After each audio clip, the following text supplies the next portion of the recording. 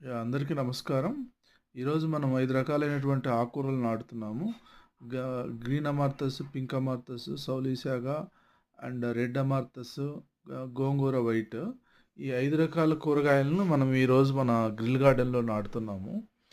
ముందుగా మనం ఈ విత్తనంలోను నీట్‌గా నాటుకోవాలి అంటే ఫస్ట్ మనము మట్టిని అంటే మట్టి ప్రిపరేషన్ ఎలా ఉండాలంటే 3 రకాలు కలుపుతాం అనమాట ఈ మట్టిలో. అంటే మట్టి, వర్మీ కంపోస్టు, అలాగే కోకోపిట్. ఈ 3 ఉండడం వల్ల ఏమవుతుంది అంటే మన యొక్క మట్టి మిశ్రమం అనేది సమమోతాదులో ఉండి మన మొక్క పెరుగుదలకు అనుకూలంగా ఉంటుందనమాట. ముందు వాటిని గట్టిగా, నీట్‌గా నింపుకున్న తర్వాత అంటే నేను బాగా ప్రెస్ చేశాననమాట మట్టి. అంటే అలా ఒత్తిడి చేయడం వల్ల ఏమవుతుందంటే మట్టి అనేది నే మనకు లూజ్‌గా ఉండకుండా గట్టిగా ఉంటుంది.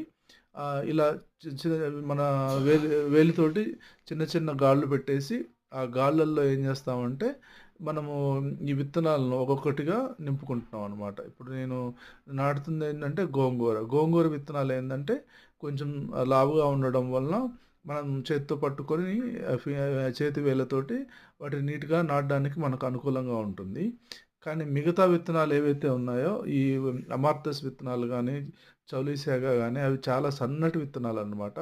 అవి వాటినేం చేస్తామంటే తర్వాత చేతిలో తీసుకొని మనము ఫస్ట్ రాల్పినట్టు అలా చేస్తామనమాట.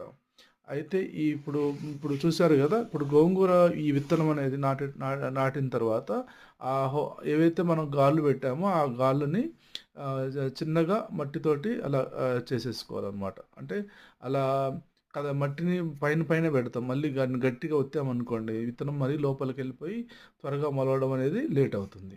ఇప్పుడు ఈ రెడ్ అమార్తస్ గాని మిగతా అన్నీ గనక మీరు చూసినట్లయితే వీటిని ఏందంటే చాలా సన్నగా ఉంటాయి విత్తనాలు. అలా వాటిని ఇలా రాల్పుకొని నాటుకుంటాం అనమాట. కాకపోతే ఇవేందంటే మనం కొంచెం చల్లినా గూడా చాలా ఎక్కువగా వచ్చేస్తాయన్నమాట. అంటే చూసినట్టయితే ఈ పింక్ అమార్తస్ కానీ ఇవన్నీ కూడా ఏంటంటే సన్నటి విత్తనాలు. చాలా అంటే చాలా సన్నగా ఉంటాయి. సో, వాటినేందంటే మనము మట్టిని బాగా లూజ్ చేసేసుకొని, ఆ మట్టి పైన మనం చల్లినట్టుగా చేసుకున్నట్లయితే గనక మనకు చాలా గుబురుగా, ఏపుగా పెరుగుతాయి.